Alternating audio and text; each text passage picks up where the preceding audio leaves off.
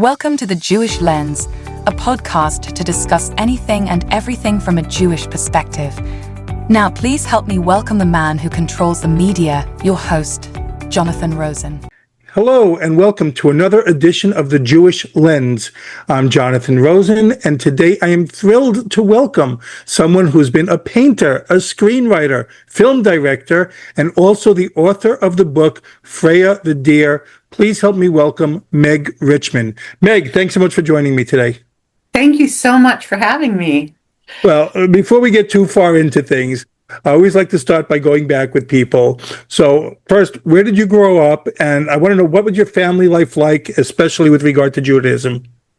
Okay, so I grew up, I was born in Eugene, Oregon, and we moved to Seattle when I was 5. My dad and mom were from the East Coast, and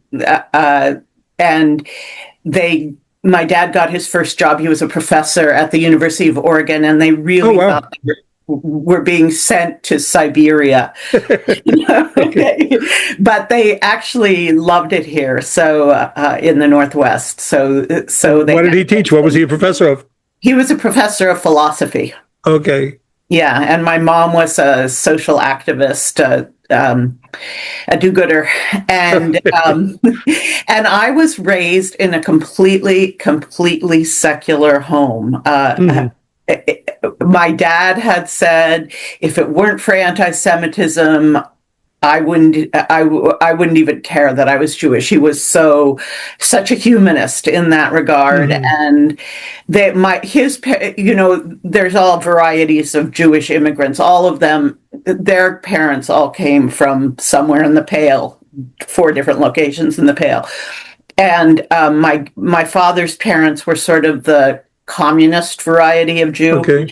And my mother's were hyper assimilationists. My grandfather, Solomon Paul Finkelstein, when he was 14, left the Lower East Side and I guess a somewhat abusive family, and joined the horse cavalry and lied about his age and participated in the Mexican Wars. Oh, really? Okay. Yeah. Yeah. And so, but they, culturally, everybody was very Jewish, though I grew up not even celebrating holidays. My grandmother would send us gelt, and it wasn't until I was a young adult that I had a longing for my Jewish roots, and had to learn to be how to be a practicing Jew. I went to Chabad. Thank goodness for Chabad. They taught me so much. They taught me Hebrew. They taught me how to pray. I love Chabad. We're very affiliated with them as well. I'm not Chabad, but we go to them. Yes, but sorry, go ahead. Yes. Yeah. So I attend a Reform synagogue, and I have a female rabbi, and it's very liberal, but we do all our prayers in Hebrew, and I'm very, very attached to my Judaism. So when you were growing up, was there like an active Jewish presence in like the neighborhood that you lived in? No, I grew up in a sort of multicultural neighborhood. There had been a lot of white flight because of Black people moving in. And so I went to schools that were mostly Black. And I have to say that the few white kids who were there were mostly Jewish, because who else stays around, who else is liberal and loving enough to stay in that environment. But I did have one good friend who was Jewish, Tracy Gurin, who is now a rabbi, Tracy Gurin Clears. And she actually taught me in 4th grade. She taught me the phonetic Hebrew letters, and we would send notes back and forth in Hebrew. I mean, they were English, but they were in Hebrew letters, so we had a code. Very cool. So, all right. So I like to ask also authors, so I'm just curious, what were some of your favorite books growing up also?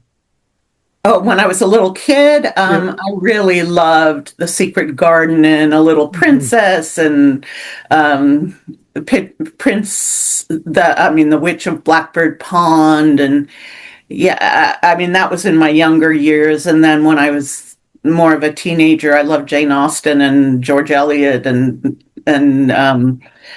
Thomas Hardy and, all the Victorians. I remember I went to Israel when I was 21 for 6 months. Okay.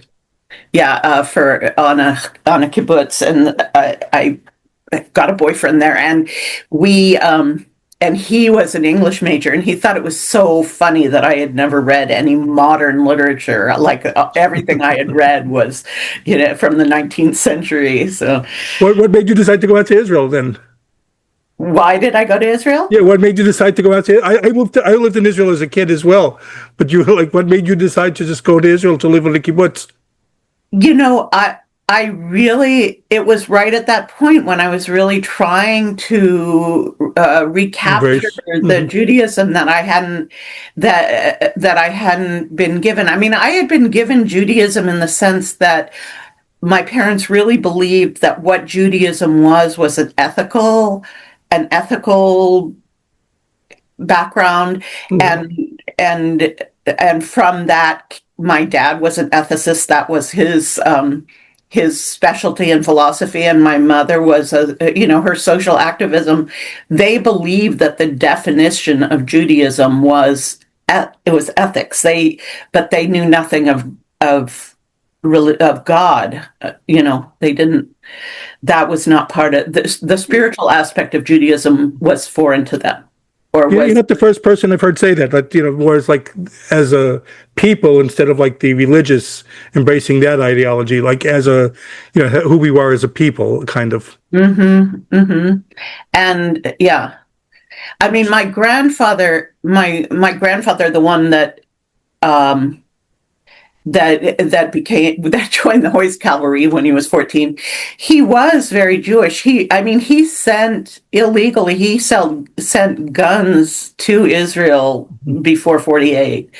And he was very proud of his Jewish identity, but he too was not religious. He had left synagogue when he saw that in the synagogue that they went to, in order to read the Torah, you had to pay. You had to be one of the paying members, and they were poor. And his father couldn't pay, so his father didn't get to read the Torah. And so which is a good object lesson for all of us, that we need to not be like that. We have to share the Torah with everyone. Yeah, no, I agree. So you grew up liking this. So when did you first start taking an interest in writing? And even more importantly, I guess, like, when did you realize that you had a talent for it? I wrote a novel in 6th grade called The Friends, but it wasn't very good. And I was more of a visual artist. I went to college. I got a bachelor's of fine art in painting, and then I went to graduate school. I went to graduate school in painting, at Berkeley. But there, I encountered a teacher who was very into deconstruction and chopping up narratives and recombining them. And so I got interested at that point in film, and I did my thesis project in Super 8 film. And then I got more and more interested in film until I started writing feature films. I'm going to get to all that. You have such a fascinating background with all these things. So I'm definitely asking about the painting and the writing for film. I did have one more question, which stuck out to me from your childhood. Just an amusing little question, because I read one of your earliest memories was being cast as a fairy in the neighborhood backyard play. Yes. Complete with tutu and glittering wand. I just have to ask, what was that play about? I have no idea. Okay. I was literally 4 years old, and the only thing I remember about it was being a fairy in it. And I think it was a invented role for whatever. I think they wrote the play, but whatever it was, they just Just made to allow you to be a fairy? so I could run around with a wand. All right, so let's get back to your painting. All right, so Okay. what drew you to wanting to be a painter? Like, what drew you to that, to wanting to do that? Because you liked writing, to have this visual art, I guess. What led you to that? I I don't know. I mean, I've always been a creative. I always got my fulfillment from doing creative things, from doing crafts and doing, embroidery and doing, all that kind of stuff. And I don't know. I literally, I was very, I went when this period where I was sort of spiritually seeking and discovering Judaism. I also, I went through a bunch of different religions to get back to the homeland, and I was feeling very, very lost at one point. And I remember walking across the quad at the University of Washington, where I went to undergrad, and just like really like, what am I supposed to do? And I felt like I heard art. I felt like Hashem was speaking to me and said art. I mean, it was one of the few times that I got that directive, like a real directive. And so I majored in art. I don't know. I mean, I I I don't know why, except that I was told to. But you really got immersed. You did several shows, and then so I was reading about you. So you pivoted from painting to, like they said, experimental narrative film and video. So Yeah. what was the pivotal moment that you said, "Hey, this is what I want to do"? I was, because you were already painting, but I was painting. I had shows between undergrad and grad. I Right. had gotten a gallery, and I was in a show. I had a show, and I think I had a moment of where I felt that I wasn't sure what it was for, like, because the people that it was for, rich people, it was for banks, it was, the people that bought art. I felt like it it wasn't important enough on some level. It wasn't speaking to it was speaking to an elite that, of art appreciators, even though I think everybody loves beautiful things. I became dispirited about painting, and I wasn't sure what I was supposed to paint. And then I got excited about the fact that in grad school that I could start using words, and I love the combination. I had already started writing on my paintings in like Hebrew, and Okay.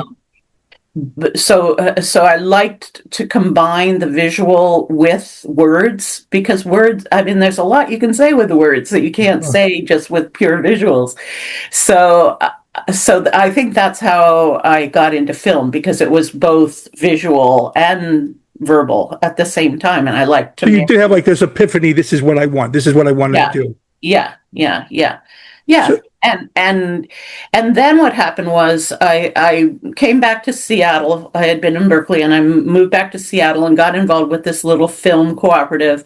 And we were trying to make films, and and it takes a lot of money to make a film, which is Right. kind of a bummer, especially back then, because it was before the age of video, and so you had to do it on film, and that's a very expensive process. And but I started writing, and I wrote this script, and I knew it was kind of good, a feature-length script, and I don't know, I just sent it out into the universe, and somebody at some company I randomly sent it to said, "Hey, this is really good. We can get you an agent. You should have an agent." So That's like the dream for people. Like so you just sent it off, and someone just contacted you. yeah, it was like some film contest or something. Anyway, I sent it to them. I don't even remember who they were, but I said they were in the Bay Area, and I sent it to them. And the man was so nice, and he got me hooked up with an agent in LA. And the agent in LA said, you're talented, but I can't help you if you don't live in LA. There's no way, So I was 30. I was a waitress. I was, I just had broken up with a boyfriend. I was kind of free. What do I have to lose? Right. Yeah, I moved to LA. I just Wow. didn't know anybody there. It was terrifying, but I moved to LA. Yeah, that had to be nerve-wracking. Absolutely. So, Yeah, it was beyond nerve-wracking. It was really scary. And I moved right into Hollywood, and literally Hollywood, and I worked for, it was very, I was definitely not an overnight success. I read for a living for a long, long time. I read scripts for the studios, where, somebody's got to weed them out. And I was at that low rung where I would read everything that came in. And how'd you get involved? How did you get hired for that job, though? I mean, because you just after moving out. I think maybe the agent, or maybe, this is so long ago, I don't even remember, but yeah, I don't know. It might have been somebody that lived in the apartment building. I don't know. But it's not like it's a highly coveted job, because it paid, I don't know what, I think it paid like $50 per script, if that. Okay. And so you had to read a script, you had to write a synopsis, you had to, tell the people, the higher up, if it was worth sending up to the next level. And so mostly you were reading really terrible work, it was, but every once in a while you'd find something great. But anyway, I did that for a long, long time as I was writing screenplays and my agent was sending them out, and they weren't getting, and eventually I wrote a script that got a lot of notice, and then things started to roll, and I got a bunch of good jobs. Well, some of the stuff is incredible. So you wrote the original treatment for Tim Burton's The Corpse Bride? Yeah, the original kind of, it was called a treatment. So right, the treatment, right. Yeah. I did write the original one. I don't know how much of it he actually used, but that's what I did. And did you get to interact with Tim Burton much at all, or no? Yeah, well, not much. I had a meeting with him. I only had one meeting with him. I walked into their office. It was at lunchtime. I was a little early. And I looked around and nobody was there. And so I, anybody home? I walked back into it, and I found Tim Burton eating his lunch, and he had literally had egg on his face. And we talked about what it was he wanted for this. And I was trying to understand better if he was going to make a live action story or animation. And he said, "Oh, don't worry, just write it." And so I did. And you got to work with Sidney Pollack? Oh, I never met Sidney Pollack. I worked never met him. At his company. I worked, with the development execs. Yeah. Okay, and here's let's also another name about you. So, and you wrote the pilot for Aaron Spelling's Malibu Shores? Yeah. Well, what it actually was, I had written an original screenplay, full-length screenplay that was a kind of Romeo and Juliet about a Mexican kid from the wrong side of the tracks and a girl from Malibu, and it was, it was kind of, it was a good script. It was deep and about class and race interaction, but it didn't get made. And then several years later, I found out that Aaron Spelling, I don't know how, they found it in the pile of discarded scripts, and they used it for the pilot. But the Mexican kid, they totally changed it, because the Mexican kid became his son I mean, he cast his own son in it, so it was no longer. So you didn't interact with spelling much and say like this No, is what oh no, I never even met him either. Yeah, I didn't meet him. No, I didn't. I met. Usually, you just meet with their executive. Right. The executives that do that kind of work. But the funny thing about that was, I'm a pretty serious. I'm not serious in my demeanor, but my writing is pretty serious, and I usually have important themes.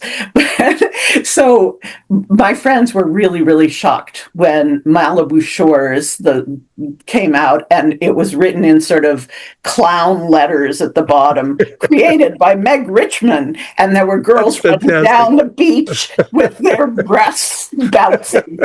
And it was like, I got calls from across the country. Really? Yeah. That's great. It was definitely not what I had written. Okay, but all right. So here's one that you did write and direct, which is Under Heaven. Yes. So it was a Sundance jury selection. And I read that Jolie Richardson won an Independent Spirit Award for nomination for that. Yeah. So tell me about that, and what was the journey like for you from like script to screen? So I wrote that was actually the script that got so much attention and got me all these other jobs. Okay. Because it was like several different studios wanted it, and it could have gone one of two ways. It could have gone that I just sold the script and got a good amount of money because the studios were going to fight over it a little bit, have a bidding war, or the choice that I made, because the whole time I wanted to be a director because I wanted to marry the visual and the words, right? I wanted to be the film director. And so I, instead of selling the script, I said, I'm only going to sell this to the person who will let me direct it. So it ended up being a low budget film because none of the studios were going to take a chance on a first time woman, untried director. Right. So it ended up being under a independent company. I don't blame you at all. I mean, you have a shot to make something that you created. I don't blame you whatsoever for that. No. I don't regret. I have no regrets about that. It was that was one of the great experiences of my life, to get to direct a film. That's fantastic. Not many people can claim that. Yeah. I mean, perpetually humbled by the fact that it didn't do very well. The company, that independent company that hired me to do it and bought the script, went out of business right as it was being distributed. Released. So it showed in Seattle and San Francisco, and then they went out of business, and it died. It died a sad death. Yeah. You know what? That's almost besides the point, because really, I mean, again, how many people can say that I directed a film that, a Hollywood film, and not many can. So, the good or the bad doesn't matter almost, because people can't say that. You can say that. Yeah, I can say it. I don't say it very often. I'm not particular, knowing all the pain and the difficulties of it. I don't feel, I don't have a huge amount of pride about it. I had so much fun doing it, and that's what's fulfilling to me about it. And some people who saw it loved it. That's what matters to me. So is that experience, I mean, because of what happened, is that made the decision to want to leave Hollywood? What happened was when I started having all that like couple years of success, I moved back to Seattle at that point, thinking, oh, great, I'm, now my career's made and I can do it from Seattle, which had always been my intention. I never really felt I never really laid down roots in Los Angeles. Even though I was there for 10 years, I was always looking to move home. So Okay. I moved back to Seattle. I shot the film in Seattle. And then as I was editing the film, this is kind of a funny thing. I was editing the film, which took a long time, and I had to go back to LA for that. I was living in a friend's house, and editing the film by day. And and my agent called and said, somebody's interested in having you do, I can't remember. It was a film. It was an amazing film opportunity. Some book that I loved that they were saying they want you to write it and be attached as director. And I was like, that would be amazing, but it would mean another year not at home. It would mean another year doing this. And who am I doing it for? And at that point, I realized, even though I was single, that I really wanted a child. That it, like, what mattered to me was having that I needed someone. I needed a nuclear family of my own for whom I was doing all this. And so I moved back to Seattle. I mean, I had already moved back to Seattle, but I didn't get that job. Whether that was so amazing, I can't remember what it was. It was that amazing. And I moved back, and I started the process of adopting, and I adopted my child. He's from Cambodia, and and I loved being a mom. I mean, I still love being a mom, but I loved having a baby, but several things conspired to make me stop. It took so long to get the movie out, and then because it didn't do great, my sort of moment of being the toast of the town died. And speaking of dying, not only did my moment of being the toast of the town end, my agent, who had been a huge sponsor for me, died of AIDS. And oh my gosh! Wow, jeez. yeah. So I didn't have my advocate anymore. Just at that time when things were kind of shifting. So my career really fizzled out. My career fizzled out. It took me a few years to come to grips with that. Like, I kept getting little tiny jobs, writing jobs that were just barely keeping me and my child alive. And finally, I was on a walk with my brother, and he said, "What are you doing? You need to get a real job again." And I was like, "Don't you believe in me?" But I didn't even believe in myself anymore. So I started teaching. I started teaching as an assistant, teaching art at an alternative school for kids from gangs. And I found instantly that I loved teaching. It shocked me, because I had always thought, teaching would be so boring because you have to teach the same thing all the time. But it was not like that at all. It was as creative as directing a movie. It was really amazing. And also, I was good at it. I was really good at making connections with kids, difficult kids who couldn't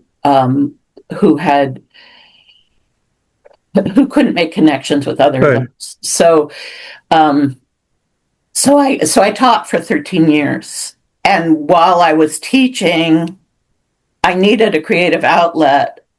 And I had learned how to write as a screenwriter in spite of myself. And so I started writing. I just started writing fiction because that was something I could do that didn't require a film crew, didn't require any money. I could just do it. I could do it on vacations when I wasn't teaching, and and I gradually became good at it. I mean, if I do say so myself. over time. I wrote two complete novels before Freya the Deer that got published, and while I was waiting to get Freya find a home and get published, I wrote another novel. So I've been writing a lot, despite the fact that this is my first published novel. Do you see? I mean, what's it to you like? In your opinion, I guess the biggest difference with screenwriting or writing novels, and and which do you like more actually? I definitely like writing novels more. Mm-hmm. Some of the main differences are that novels, you can describe sensory things that you don't need to describe in a screenplay, because they're beside the point. And you can, and the other thing that's different about fiction is that you can describe thought and interior ideas and what's the internals, right? Yeah, internals, and all of that stuff is, you can say, you can only, with a screenplay, you can indicate it by something visual you describe, but you can't elaborate on it. And I really love the internal stuff. So, yeah. As long as we're on the subject here, so tell me about Freya the Deer. Tell me about the book. Okay, it's about a neurodivergent young woman who has through her life had a series of obsessions, raised by Jewish parents, professors, not unlike my own family, but they're a little bit more. Like she had a bat mitzvah and stuff. She's Jewish. She's a little bit more practicing Jewish than my family was. But anyway, she has passionate obsessions, a series of them throughout her life. We come to know that. And when she goes away to college, she goes to a college where you get to choose your own major and create your own major. And what she finds she's interested in is what the soul is. Like, is there really such a thing as a soul, and what is it? Or is it something we invent, and project? Or so she's very interested in that, the nature of the soul. And her second obsession becomes a boy she meets, Caleb, who they fall madly in love, and so much so that they end up going off to Vegas one weekend and getting married. And then COVID hits, and they have to leave school because it closes, and they end up going to live with his mom in Seattle, and a place I just happen to know well. And then a sort of catalytic moment for Caleb is when George Floyd gets murdered, and he becomes increasingly radicalized. Their online teacher is a big lefty, radical, and sort of leads Caleb and a friend down the garden path of radicalism, and Freya has to decide how far she'll follow him down. Yeah. So that's her moral dilemma. Well, because the book, for everything I understand, it combines, fairy tale elements and also this stark realism. So, how difficult is it for you to balance those? I didn't think I was doing fairy tale elements. That is something that viewers see that I didn't necessarily see. I think it's because that's how I am. Okay. me, I think I am kind of that little girl waving the fairy wand that I was when I was 4. And all the things I've done, like painting and writing and stuff, it's like I don't think I'm neurodivergent, but maybe I am a little. I don't know. Mhm. I definitely live in my own world, and I think in that way I'm like Freya. That I live in my own world. My son, I just want to say, is neurodivergent. Mhm. So, and he gave me the A-OK. He said, I really understand. I really got the way her mind works. That's good. So, I love the answer that it's not something I intended, it's what a reader got. It reminded me of that, the Woody Allen film with that. But okay, so this is what because I saw the reviewers compare it to all these different things, like even grim fairy tales too. So I was curious with that. So you've done so much in your career in many different fields, and you came to literary fiction, like we were just talking about. You came into it later on in life. So what advice would you give to someone who's like mid-career or a late blooming artist who might feel like, oh, I've missed my window? I guess I'm 70 and I'm having my debut novel. I would say that there is no wind. I mean, there's no end. And what is life for? Life is for creative. Life is for whatever you're good at. I mean, some people are good at teaching. Some people are good at ice skating. Some people are good at podcasting. Some people, whatever you're good at, you just do it until you can't do it anymore. And the reward is not getting a movie made. It is not publication. It is the act of doing it, of imagining, of creating, and the interaction with the public is a whole nother aspect of it. But the real meat of it is the making things. Yeah. No, I agree, and it's to me, it's like it almost doesn't matter. You wanted to find a home and everything, but it's the accomplishment of doing it as well. So, Yeah. and so, what's next for you? Well, I I have another. I mean, as I said, I wrote 2 books before this. Mhm. I don't think they're as strong as it because I was really learning how to write a novel.